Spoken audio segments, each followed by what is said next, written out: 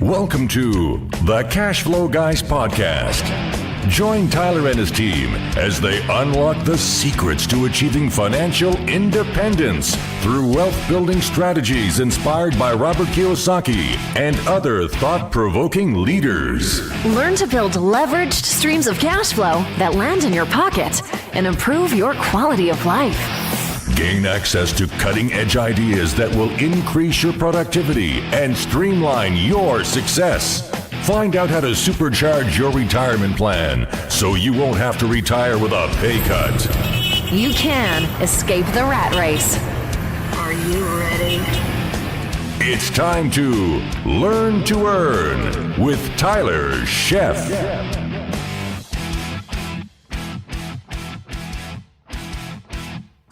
Welcome to the Cash Flow Guys podcast. It's that time again. We are here for another week. And this week, ladies and gentlemen, I have something a little different for you. Something we've never really done before. Now, granted, I have done episodes with this person before. He's one of my mentors. And we did an episode for his show, which is the Real Deal podcast, Real Deal Real Estate Show with Larry Harbolt. My favorite show, not just because I produce it, because really Larry is a mentor of mine. I attribute to the majority of what I've learned about real estate to Larry and his education and coaching and mentorship of me. So that said, we were doing an episode for his podcast. I thought I know some of you don't subscribe to his podcast. Shame on you if you don't, but I did want to go ahead and publish this episode here on my podcast, Cash Flow Guys podcast, to make sure you didn't miss it. It's very important. And I ask as a favor to me, if you have not already gone to Larry's website and sign up and register for his website, make sure you do that. You go to I'm so used to saying Cash Flow Guys, it tripped me up. You go to LarryHarbolt.com/register. That's LarryHarbolt.com/register. Make sure you get signed up. He will give you a copy of his seller negotiating cheat sheet. Teaches you how to negotiate with sellers over the phone. You get access to all of his free and educational materials, videos, podcasts, all the good stuff he puts out. It is my favorite way to learn to earn. I suggest you get yourself over there to get educated right away. So with that, I will go ahead and kick off, and we're going to insert the recorded episode right here. Welcome, everyone. Today I want to do something a little different. I want to shoot from the hip, and I want to talk about something that is disturbing me somewhat. I've asked Tyler Sheff to join me on this podcast because he's experiencing the same problem that I'm seeing with some students, and it's to me it's a problematic, and it's because there are so many students that come and train with us who say that when they come through the trainings they understand everything, they've learned so much, and they go home and they call me later and they want to go back to the old method of borrowing money at a bank and paying cash. And to me, that is, what are they wasting their time and their money for? And Tyler seems to have the same problem. That I do. So thank you for having me, Larry. We'll start out right there. Sure. Thanks for having me back on the show. We had that happen real recent. And it's a head shaker. We were having lunch today and talking about it, and I don't know how somebody could sit in front of a class, sit in your class this weekend, hear 4 solid days of experience that comes from making some of these same mistakes. I know that you've learned because you've made mistakes. I've learned because I've made mistakes. And then we have that student, you always have that guy or that girl sitting in the audience that, like you said, they'll take in all the information and then they do the exact opposite. It absolutely mows my mind. And so, ladies and gentlemen, for some clarity, what happened here is we got a guy that is a brand new investor, and he's just itching to do his first deal. Anything he can do to do his first deal, he's got to get a deal, just got to get a deal. And I know some of you probably think that, maybe have that same way. I know you hear that a lot, Larry, as well. I hear it constantly. Yeah. And what scares me is that there are people out there, number one, there are predators out there lurking. It's the equivalent, the real estate industry at the market as it sits right now, in my opinion. Correct me if I'm wrong, Larry, but I feel is that you're pretty much walking around like a bleeding piglet as a buyer in today's market, and dragging a pork chop behind your neck, because there are lots of people out there that'll feed on the fact that you're new, the fact that you have that I got to get a deal mentality, right? And lack of experience. Yeah, Yeah, absolutely. They can see that bright-eyed, bushy-tailed look on their face when they walk into the real estate meeting. And we had a situation recently where somebody got hooked for about $5,000 for a non-refundable deposit. Some wholesaler got a non-refundable deposit, brand new investor. The guy was just itching to get a deal, and then he got himself a deal. All right, it was a bad deal, right? What do you call it? A seminar, right? Yeah, it's a financial seminar. Exactly. So, can you help me understand? Because I brought this problem to you, not realizing that the same person also reached out to you. What do we as educators, how can we do this? How can we help these people? I don't know. I'm at wit's end as far as what to do with these people. Where does this come from, this mentality? You've seen this before. Where does this emanate from? Well, I believe many individuals have the same personality type as myself. I'm what I call the emerald personality type. I'm a person that is just lost without facts. I can't make a decision unless I have all of the facts of everything I'm trying to do. I have to know it. And I think a lot of these people have the same thing, the same problem, and they understand a little bit of what they're trying to do, and they're afraid to step out of that because for some reason they have that locked into their brain and they're just not capable of escaping that trap that they're in. Is it to some degree now? You've got several kids. You've got how many kids now? I forgot. I have 6 children. 6 kids. That just makes me tired. I want to take a nap every time I hear that. 6 kids. Jeez, I got 2. That was enough. But love my daughters, don't get me wrong. But with 6 kids, I'm sure you had the one kid that did things to get attention. I almost wonder, does that tie in here at all? From you can see, it's like they almost want to fail. Maybe they want the attention. Maybe they feel people will save them. I don't know, but it's disheartening. I don't know either, but what troubles me the most is they spend money to get education, and then they want to fall back into, the same mentality as when they walked in. And I don't want to fail them. That's my biggest point. I want them to learn. But here again, you can lead a horse to water, but you can't make them drink. That's absolutely for sure. I sometimes, and I was trying to get the logic out of this individual. It's you're going to go out, and so the market is what the market is. And right now, this guy was all wanting to do a flip, and he's got this terrible deal on a property that's upside down. There's no cash flow. You looked at it. I looked at it. There's just no winning in this thing, and he wants to go ahead and invest that time to intentionally fail because he feels that he'll get the education that way, which I wouldn't disagree. He'll get an education. I mean, what do you think? Is it worth his time? Well, I can understand his thoughts, and the man himself is brilliant. It's not that he lacks any intelligence. He's brilliant. But he wants to walk through the steps of the deal, even though he knows it's not a good deal. We've gone over that. But he wants to have the experience of going through, analyzing it, negotiating it, talking to the seller, presenting an offer that he knows is going to be rejected, so that he has the experience of doing that. And I can understand it, but I don't know why he's wasting life on a deal that he knows is a loser when there are so many out there that we could practice on that could be a big winner for him. You were the person that turned me on to The Secret, and it came down to what your outlook on something. In other words, if you believe something to be true, if you believe something will happen, you'll attract it to you.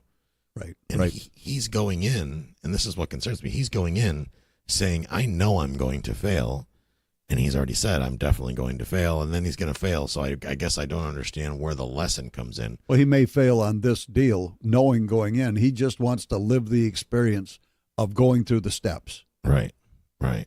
The thing is, though, going in, starting out from a position of I'm going to fail, I feel like he's going to skip a lot of the steps that he would be taking if he had a feeling that he might succeed. Yeah, I teach not going to banks. I teach, dealing with sellers, trying to get seller financing terms. It's my opinion, we've only got so many days on this earth. And if you're wasting time, even though it's going to make you feel warm and fuzzy to go through the process, you could do that same process, take a little risk, and talk to a seller with a deal you might be able to close and make the money that you need.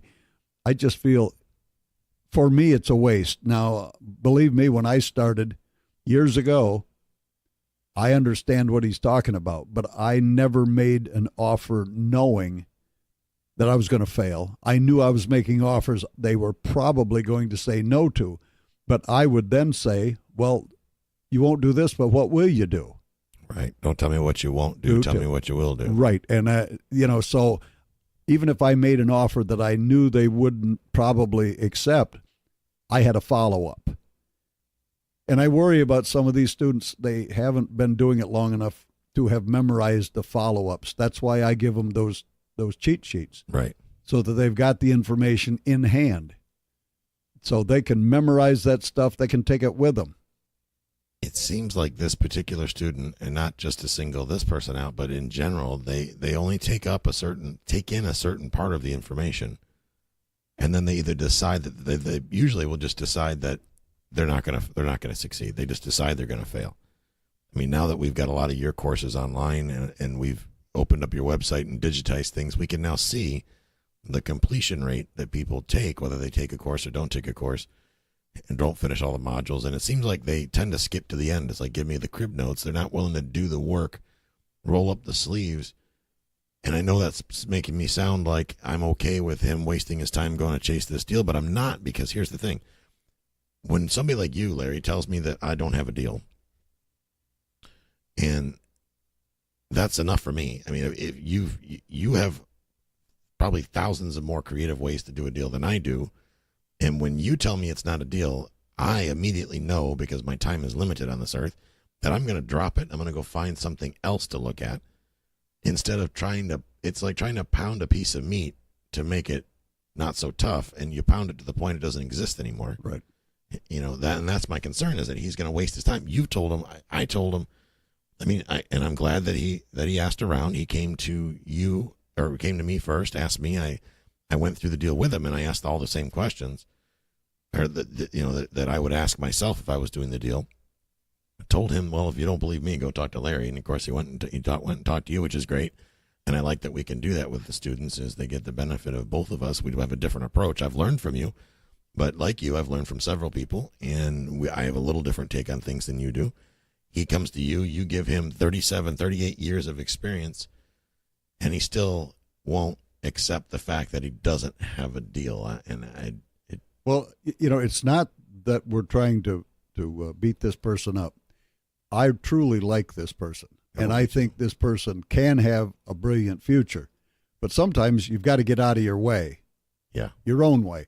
I had one student call me one day, and he had a deal where the seller was willing to deed him the house. And I said, that's wonderful. Tell me all about the deal. And so he started talking, and it didn't take long, and I said, you don't want that deal. There was too many things bad about that deal. And he said, no, Larry, you don't understand. He's going to give me the house.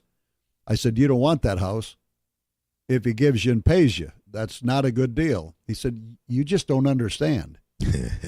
And I said, I do understand. I've been there. I've taken that seminar right. that you're about to take. But I said, you do what you want to do, because nobody can talk to you. Right. And he went ahead and did the deal. 2 months later, he's calling me up, singing the blues, wanting to know how to get out of the deal. So to segue on that, let's talk about the phenomenon that goes along with this, is that incredible urge just to get a deal.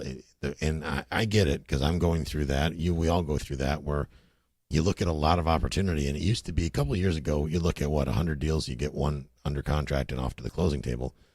Now I think those numbers have doubled. It's been tighter and tighter and tighter. Fortunately, I've got non-performing notes to keep me busy. There's never a shortage on those. But what do you say to the student that has got that itch? Let's say they've got a line of credit, or they've got some cash in their pocket, and they feel like the time is running out. If they don't get a deal soon, maybe that line of credit will vaporize, because we saw that happen in 07, 08, 06, where banks would issue lanes of credit and gave credit lines and things like that, and then they pulled them back as the market shifted. Now, anybody that was around and an adult during that time remembers that. And I think maybe sometimes, to some degree, people are pulling the trigger on deals not factoring in the cost of funds, and They're not factoring in a lot of things. well, yeah, a lot of things. What do you say to that student who's just itching to do a deal so they can move the money? They've got the money. It's burning a hole in their pocket. Can you make it? I mean, is it possible to take a lousy deal, throw some questionable financing out of it, at it, and then pull it out later in the back end? Does that even make sense? Well, I learned years and years and years ago from one of my mentors, Jimmy Napier. He said that the greatest real estate deal in the world can become the most horrible real estate deal in the world with bad financing. Bad financing. Bad financing. Now, what is bad financing? Financing that makes the deal unaffordable, non-profitable. And I tell people all the time, because most people, believe it or not, they come to my class, they still don't believe a seller is going to let them pay them by the month over a time frame. And if they do ask, and a seller tells them, well, I'll do that for 12 months, they will do it, not knowing if they'll be able to refinance out of the property. I think it's a lack of belief that people will do that. And I tell everybody, don't get your pronouns turned around. Don't say nobody will do that because you don't know what's happening in their life. What you're really saying is you wouldn't do that. Right. So you think no one else will. Exactly. Well, believe me, you don't know what the reason a person is doing something. You may think you know, but I guarantee you'll be wrong 99% of the time. Well, here's a good example. I just sold 2 apartment buildings of mine, and I held the paper. I gave them terms. I wanted a down payment. I wanted a personal guarantee. I didn't necessarily need to run their credit, so to speak. It's an institutional loan, or a commercial loan. But we were able to make a deal where everybody wins. They came to me and said, hey, would you be willing to sell terms? On the first one, I offered terms. On the second one, I didn't even have a chance to offer terms, and someone still offered me terms. And I know it makes good sense, right? I get my money, my pile of money that they hand me for these buildings gets to grow over time. And for me, I'm a cash flow guy. A check is not going to do me any good. What am I going to do with a couple $100,000 in cash right now? I'm not going to go to Tahiti. I'm not going to go buy some overpriced piece of garbage. Or put it in the bank at a 0.5% interest. Exactly. Right. So it made more sense for me to take terms and let that money grow over time. That just seems logical. Correct. Now, it's a better return than had you put it in the bank. Absolutely. And it's secured by real estate. And we surely don't want to invest in the stock market at this point in time. Oh, no. That would make no sense whatsoever. No. So if I'll do that, and people say, well, you're an experienced seller, Tyler, or you're an experienced investor. Well, it doesn't even matter. If I was on day one of investing, that's just good logical sense. So for me, and again, Larry, you taught me to explain to folks, sellers, that somebody that's got, and you say it in a nice way, of course, but somebody that's got the financial intelligence to understand the benefits of seller financing or taking payments for equities you talk about. If you can effectively communicate that to the seller, if you can explain to the seller the benefits to them of why they should consider taking payments for their equity, they can reduce or at least come up with a tax plan. Right. Because they're only going to get taxed on the money they receive in that year, right? Pay over the years, not in the year of the sale, all of it. Exactly. They also have a note and a mortgage. So they have something of value that frankly is more valuable in my opinion than cash, because cash, as you say and Pete says, you take cash, you put $100,000 on a kitchen table. I think you use the analogy, or put in a steel box. Is it all going to be there next year? No, it's not. The pile's going to shrink. But by taking terms and selling on payments, now that pile of money continues to grow right over time. And the other thing that we can teach them is if they will take a note and a mortgage from us, if they're willing to take a little bit less and they need cash, they can sell several of the payments, most of the payments. They can sell the whole note and mortgage to a note buyer for cash. So if they ever get into trouble, they can sell that note to get the cash they need. But they might as well enjoy the tax savings while they can. Absolutely. And enjoy the income stream to give them the lifestyle that they're looking for. Well, and they can trade that note too, because what I've learned from people like you and Pete and John Schaub and all them is I like to trade if I can trade. So now I have a couple good performing notes, and granted, which is interesting because I buy non-performing notes, but I'll have a couple good performing notes. I know the collateral intimately because I'm the one that got it turned around and got them performing in the first place. So the notes have a lot of value to me, and I can trade those for other assets. Right. Maybe I want to buy a mobile home park and I don't have a down payment. Well, now I've got $800,000 worth of performing paper I can trade towards a really big down payment on a nice big park. Well, not to confuse anyone listening to this, but I'm right now in the middle of closing on a property that was offered to me because a friend of mine bought the property from another investor. Right. He offered it to me at $2,000 more than what he paid because that was money out of his Roth. Right. But at a certain payment amount. The reason being he needs that payment amount to pay another note that he has. So we adjusted the payment, which gave us a different length of payback period at that price so that everybody's winning in this. Right. The guy selling it got his money. The guy that bought it is adding some money that's going to add some interest to him, and he's got the money that he needs to pay that second note. May sound a little confusing, but that note is a currency just like cash, and it can be used many times better than cash. Well, it could sound confusing, but let me summarize it with this. So one person identified the needs of another person, and knowing that, found another person to help them solve that problem, being you. You happen to need you wanted to buy that property, and you and the person you did the deal with used the property and the notes to basically solve a buyer and a seller's problem. Right. And at the end of the day, you got a big fat win-win. Everybody wins. I got a beautiful property, nothing down, Right. so much a month. It worked out to be 20 years. You can't beat that deal. And it's all because we understand how the business works, and we use notes to make that. Right. Those are promises to pay. And for you, it solved. It allowed you. It's a property that you wanted to do some next steps in your business. Right. So you were able to solve that solution as well. So it solved a problem for you as well. Absolutely. And it's basically it's a four-way win-win. Everybody gets what they need, and really that came down to a couple sheets out of a ream of paper solved the problem. And trust among friends. Right, and trust. And so let's talk about that. This person being in a big rush, and this is what concerns me, and any person that's listening to this, it's in a big rush. They feel they're in a big rush to get a deal to, I got to talk a seller into thinking my way or whatever may be going through your mind. One of my concerns along those lines is, are you even taking the time to build rapport with the seller? If your idea of building rapport with the seller is a 10-minute text message, no, maybe not. That's not it. So what do you say? Let's talk about that. What's your advice to them on building rapport? Because I know you invest a great deal of time sometimes in building rapport with a seller long before you even get into making an offer. Right. I have spent 5 hours talking to a seller about everything under the sun before we ever mentioned the property I was there to buy. We talked about everything. Right. And the reason for that is I wanted him to carry the financing, so he had to know who I was, know I was a credible person, I have a family. He has to know me or he won't trust me. Right. To allow me to make payments to him.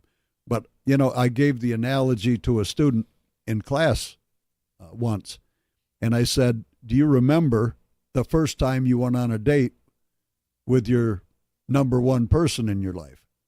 The minute you met them, you didn't walk up and say, hey, you want to jump in bed? Right.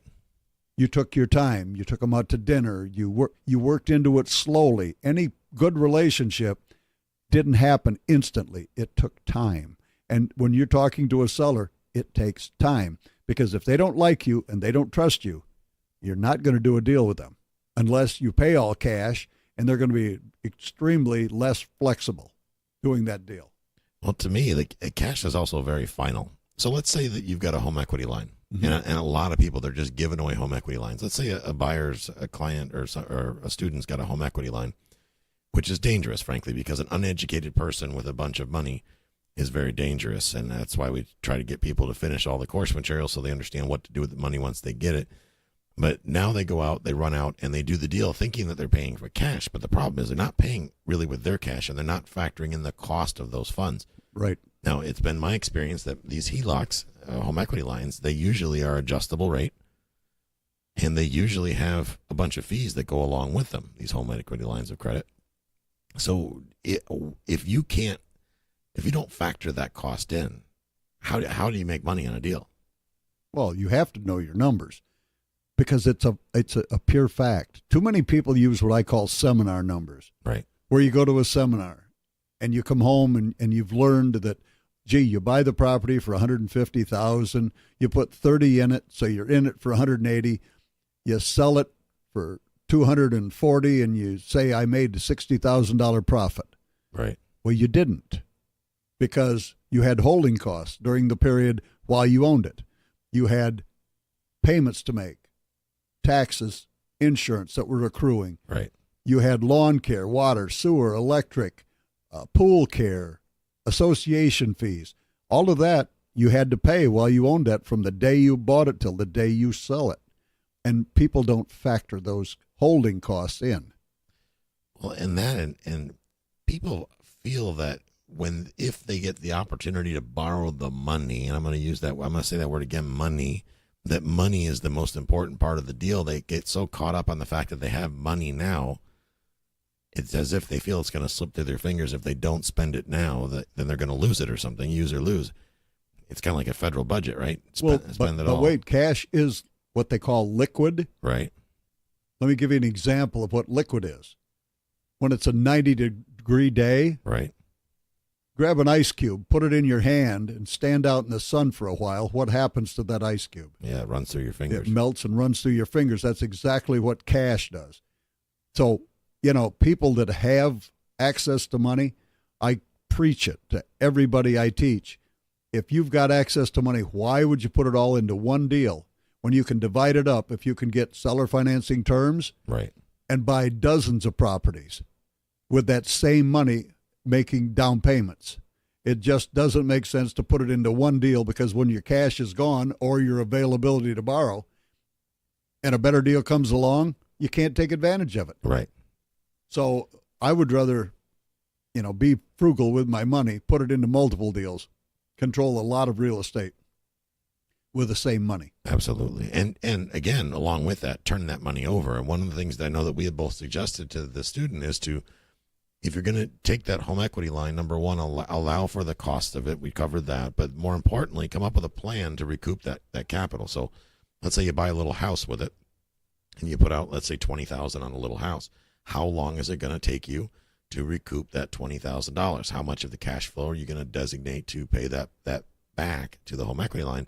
And then if the property appreciates, are you going to leverage that property or borrow against it to pay back that home equity line? Because if you're dealing with an adjustable rate or something like that, these are, like, going back to what you said, what Jimmy Napier taught you about, the great way to ruin an amazing deal is to put bad paper on it or bad debt on it. And there's an example of how that happens. So you have to figure in that cost of funds, and you have to have a plan that goes past the closing. It's like, okay, now I have this little house. What am I going to do? Is it a rental house or whatever? So I think that's all good information. Well, it is. And you got to remember that $1 is worth more today than it's worth in the future. A lot of people don't see it that way. That's one of the things that when you are paying a seller over time, $1 today will buy more groceries than it will in 30 years. Right. So time value of money, you have to understand, when you can postpone and pay debt with cheaper dollars, in reality, you're going to end up making more money. And that's a very important lesson to learn. That is a good lesson. Okay, well, thanks, Tyler. I appreciate you sharing and joining me on this, because this is something we wanted to talk about to everybody. And that's going to about wrap up this episode for this week. Well, ladies and gentlemen, there you have it. Larry said it's time to wrap it up. I agree. I hope you found value in this, and I hope that you actually, you apply some of it, right? Don't get out there, run out there and do dumb things. Don't go out there and blow money that's not yours. Think about the cost of funds. Think about where the money's coming from, and always, before you begin, have an exit strategy in place. So that's going to wrap it there. Ladies and gentlemen, If you are not a member of the Facebook group, head on over to cashflowguys.com/group. If you have not signed up for the Mailbox Money Mastermind now, I know some of you are going, well, I'll just wait another month or two and sign up. Well, here's the thing that you got to realize. The doors are going to be slamming closed very soon. By the time you hear this, it may even be too late. Get yourself over to mailboxmoneymastermind.com, mailboxmoneymastermind.com. I will not be doing another mastermind. This will be the very last one. Don't make excuses. Take action. Get yourself over there. Get registered. Get on the phone with me. Let's talk about it and see if it's a good fit with you. Thank you very much, folks. Have a great day. This concludes today's episode. You don't have to wait till the next episode to learn to earn. Head over to cashflowguys.com and contact Tyler and his team for more powerful tips and ideas so you can start generating multiple streams of income and escape the rat race.